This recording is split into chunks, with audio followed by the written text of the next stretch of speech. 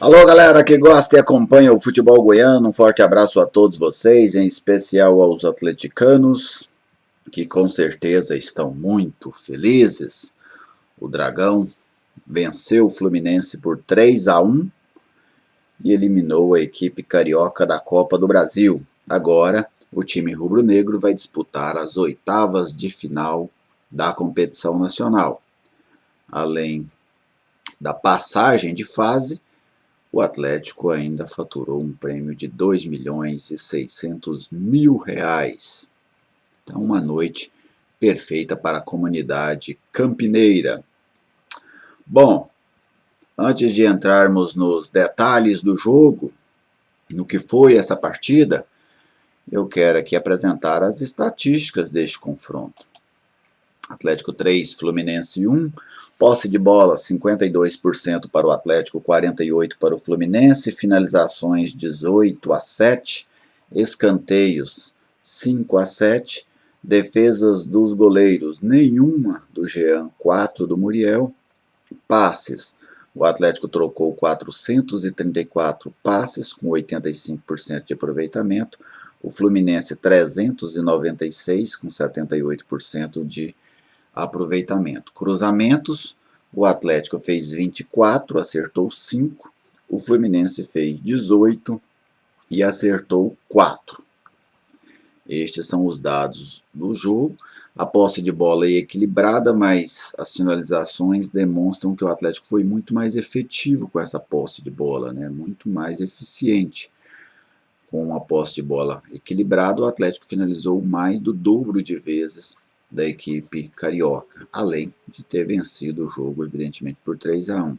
E olha como os goleiros trabalharam. O do Atlético não fez nenhuma defesa, o do Fluminense fez 4. Então o Atlético teve uma posse de bola muito mais eficiente. Ontem no Twitter eu fiz uma publicação, até senti que alguns não entenderam, né? Acharam que eu estava demonstrando surpresa, mas não era. Eu postei o seguinte: o Atlético venceu o Fluminense. Ponto. Vou repetir: o Atlético venceu o Fluminense. Mas a minha intenção, vários entenderam, poucos que não era contar que o Atlético venceu o Fluminense, que aquilo era uma grande surpresa, não. Mas era ressaltar que foi o time goiano que ganhou do time carioca, e não a equipe tricolor que perdeu para a equipe rubro-negra, como normalmente aparece nos canais de sinal nacional. E por que é que eu cito este ponto? Porque dificilmente as equipes do eixo perdem, né? Aliás, dificilmente as outras equipes ganham das equipes do eixo, sempre são elas que perdem. O mérito do outro sempre fica em segundo plano. E eu vou apresentar aqui neste vídeo os meus argumentos, porque é que eu acho que o Atlético ganhou do Fluminense, e não o Fluminense perdeu para o Atlético. O Atlético, primeiro, conseguiu manter a sua essência de jogo.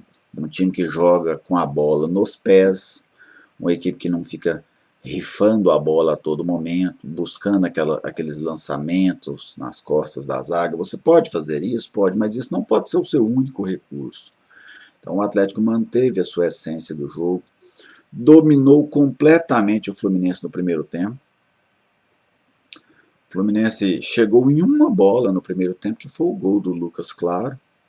Eu vou chegar lá para detalhar este gol. Mas o Atlético explorava as laterais do Fluminense, especialmente pelo lado direito.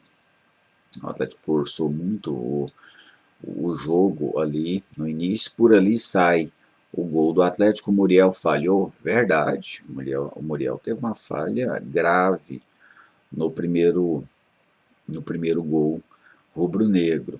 Agora vale lembrar que a vantagem do Fluminense, conquistada no jogo da ida, também foi em uma falha do Atlético. As falhas fazem parte do jogo.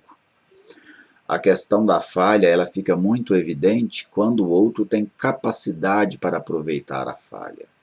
tem eficiência para agir na falha do adversário. E o Atlético teve. O Muriel falhou? Falhou, mas o Atlético aproveitou. Apenas por isso a falha ficou tão evidente. Se o Muriel está sozinho ali na jogada, ele falha, ele voltava, pegava a bola, o jogo seguia. Mas o Chico estava lá para aproveitar. E este gol do Atlético, que não tinha o Kaiser, o Yuri, quem jogou de centroavante, o Atlético tinha um ataque cuja a sua principal característica poderia ser a mobilidade. E este primeiro gol ele sai de uma jogada de mobilidade. Hoje a gente não pode rodar os lances, né, porque depois tem muitos problemas. Mas o torcedor pode observar aí no vídeo do gol. O Yuri volta, ele faz a meia, lança o Ferrarese, que ganha na corrida do Hudson e cruza. Quem está chegando como centroavante? O Chico. Então você vê em uma mesma jogada o Yuri jogando na armação e o Chico chegando para concluir como centroavante. Isso que caracteriza a mobilidade de um ataque, né, de um sistema ofensivo, esse poder de mudar de posição e outra, mudar com qualidade. Né, e o Atlético conseguiu isso. Sofreu o empate no primeiro tempo, em uma falha do Marlon Freitas. O Marlon Freitas, na cobrança do escanteio, é ele quem está com o Lucas Claro. Lucas Claro corre dentro da área. Você não pode, em uma cobrança de bola parada, né, você deixa um zagueiro, um centroavante correr. Por que você não pode? O cara ganha impulsão, ganha força. E aí quando ele chega para dividir com os zagueiros do Atlético, para disputar a bola, você tem os zagueiros do Atlético no chão, parados, saltando, e o Lucas Claro que veio de trás, correndo. Então o Marlon Freitas não poderia ter deixado o Lucas Claro correr. No segundo tempo, o Fluminense consegue controlar o Atlético no início do segundo tempo. O jogo ficou muito amarrado, o Atlético não conseguia chegar com qualidade. Então entrou aquela fase em que os treinadores revitalizaram as equipes. E nesta revitalização, o Wagner Mancini obteve resultados muito melhores do que o Odair. Ele troca o Chico pelo Matheus Vargas, troca o Yuri pelo Júnior Brandão, troca os dois laterais, Dudu e Nicolas dão lugar ao João Vitor e o Natanael, e o Mateuzinho entra na vaga do Gustavo Ferrarese. O Atlético ganhou força com essas modificações. Pode ver que o Atlético passou a pressionar o Fluminense. O Fluminense fez uma modificação na qual trocou também o seu sistema de jogo. Ele tira o Luiz Henrique, que era o centroavante, e coloca o Paulo Henrique Ganso. Para mim, o Odair deu uma força nessa substituição. Porque ele perdeu, ele muda o seu sistema, ele deixa de marcar no 4-4-2, passa a marcar no 4-5-1. E o pior para ele, este 4-5-1, quem sobrava era o Felipe Cardoso, que tinha entrado no lugar do Michel Araújo no intervalo. Então, você tinha uma outra linha de 5. Ele troca também o Iago Felipe, colocando o Iago Felipe no lugar do Hudson, então, e o Fernando Pacheco no lugar do Wellington Silva. Então, como que era composta essa linha de 5? Por que eu quero citar ela no Fluminense? Porque ela foi determinante. Ela começa da direita para a esquerda, com Nenê, Ganso, Iago Felipe, Dodge e Fernando Pacheco. Então, o Nenê, que sobrava inicialmente, nas duas linhas de 4, ele sobrava junto com o Luiz Henrique, ele passa a acompanhar o lateral do Atlético. Quando ele não acompanha o lateral do Atlético, era o Ganso quem acompanhava. Então eram dois jogadores que não têm essa característica. O Atlético chega ao segundo gol em uma arrancada do Janderson, que chutou, o Muriel espalmou para frente, e o Marlon Freitas aproveitou do rebote 2-1. E ali vem outro mérito do Atlético, porque o Atlético faz esse gol aos 33 minutos do segundo tempo. O Atlético poderia muito bem, faltando 12 minutos mais os acréscimos, se acomodar com o placar. Os pênaltis estavam garantidos, o Fluminense não oferecia perigo à defesa do Atlético. Mas o Mancini mantém o Atlético no mesmo perfil de jogo, atacando, forçando. Tanto é que antes do gol, mesmo 2-1, o Atlético tinha chegado duas vezes. Uma com o Janderson, que invade a área pelo lado direito e cruza errado, né? A bola acabou saindo sobre o gol, e uma outra com o Matheus Vargas, que chegou batendo, até em um lance que o Atlético reclamou o pênalti. Então o Atlético já forçava o terceiro gol, não aceitava pacificamente que o jogo fosse para os pênaltis. E aí, justamente pelo lado esquerdo, onde estava essa fragilidade da defesa, eu estava comentando esse jogo pela Bandeirantes e citava que o Atlético precisava explorar o lado direito da defesa do Fluminense, porque era nitidamente um lado frágil. A dupla que havia entrado no segundo tempo, o Natanael, em uma jogada inclusive em cima do Nenê, ele enfia uma bola para o Mateuzinho nas costas do Calegari, o Mateuzinho cruza bem, né? E o Matheus Vargas aparece ali como um centroavante já aos 48 minutos do segundo tempo para fazer o gol da classificação.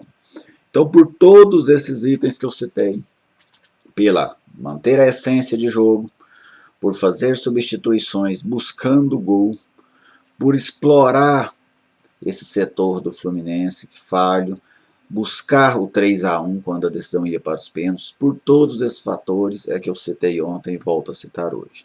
Foi o Atlético quem ganhou do Fluminense. Lá na nossa escolha, o Cacau, né, estava comentando comigo esse jogo, nós dois votamos no Wagner Mancini como a fera do jogo, porque eu achei que o Wagner foi decisivo para a classificação do Atlético, na montagem da postura, nas substituições, na estratégia da equipe, em manter o time jogando em cima do Fluminense mesmo quando vencia por 2-1. Mas gostei dentro de campo, entre os jogadores, eu escolhi um cara aqui como o cara do jogo. Esse garoto aí é o Janderson. Ele foi corajoso. Quando o jogo estava apertado ali naquele 2-1, ele era o jogador que tentava as jogadas, que ia ao ataque, que tentava o diferente. O segundo gol sai de uma arrancada dele, que ele recebe um passe, bate forte no rebote do goleiro. O Marlon Freitas fez os gols. Então eu escolhi o Janderson como o cara do jogo. Ele teve 2 finalizações, 4 passes decisivos e deu 63 toques na bola. Estes são os números do camisa 7 do Atlético nesta vitória por 3-1 sobre o Fluminense. O Atlético agora nas oitavas de final vai aguardar o sorteio, né, porque os adversários, os confrontos desta fase serão definidos por sorteio. Essa fase é composta por 8 clubes da Libertadores, os campeões da Série B, Copa Verde, Copa do Nordeste do ano passado, e as 5 equipes que chegaram desta primeira fase. E você, torcedor atleticano, quais foram as suas avaliações desta vitória sobre o Fluminense? Concorda comigo que o Wagner Mancini foi o grande nome do jogo? Concorda que o Janderson foi o melhor entre os jogadores do Atlético? Deixe aí a sua opinião, seu comentário. Se você gostou desse vídeo, curta, compartilhe e se inscreva no canal se você ainda não é inscrito. Te faço esse convite, assim você fortalece esse espaço de debate do futebol goiano. Um forte abraço a todos vocês e até a próxima.